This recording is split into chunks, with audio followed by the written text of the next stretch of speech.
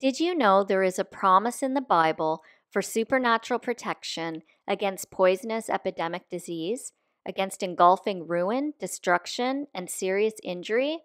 You may be thinking, well, what's the catch? I wouldn't say there is one, but if you sit with God under His covering, the secret place where your heart and His interact, and you abide in this place, in other words, it's common, normal, and regular, you are in a state of constant worship, thankfulness, and fellowship. There is nothing like this place on earth. Here you learn so much and live it out in life. Understand, it doesn't mean you won't have to go through things. It means you won't have to do it alone. Psalm 91 verses 1 to 4. He who lives in the safe place of the Most High will be in the shadow of the All-Powerful. I will say to the Lord, you are my safe and strong place, my God in whom I trust.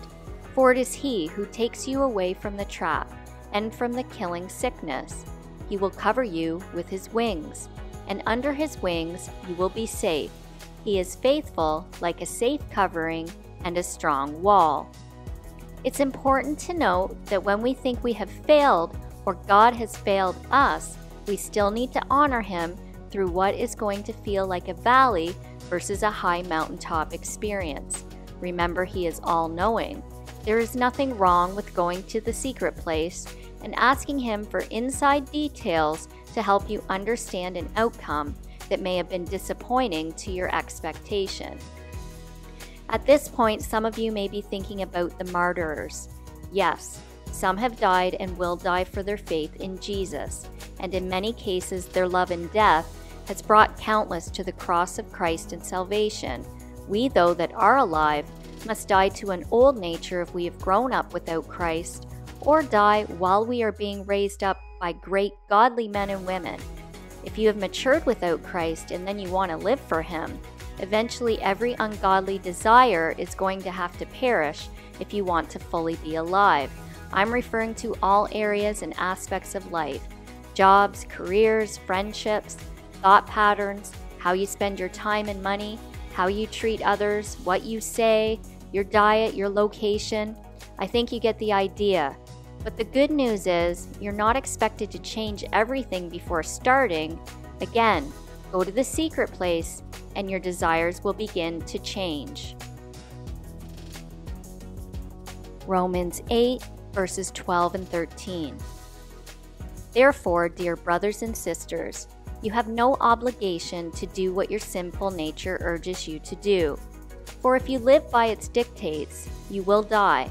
But if through the power of the Spirit you put to death the deeds of your sinful nature, you will live.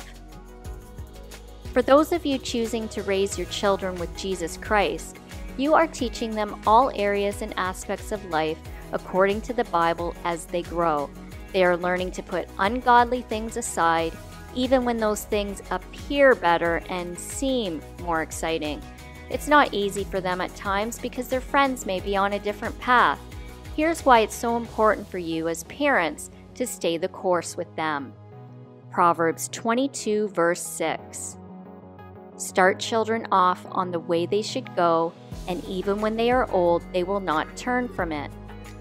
When you choose to abide in Jesus Christ, the old nature starves and salvation begins to thrive. Part of salvation is the covering of protection, but you must be under His wing. Psalm 9, verses 9 and 10. The Lord is a stronghold for the oppressed, a stronghold in times of trouble. And those who know your name put their trust in you. For you, Lord, have not forsaken those who seek you.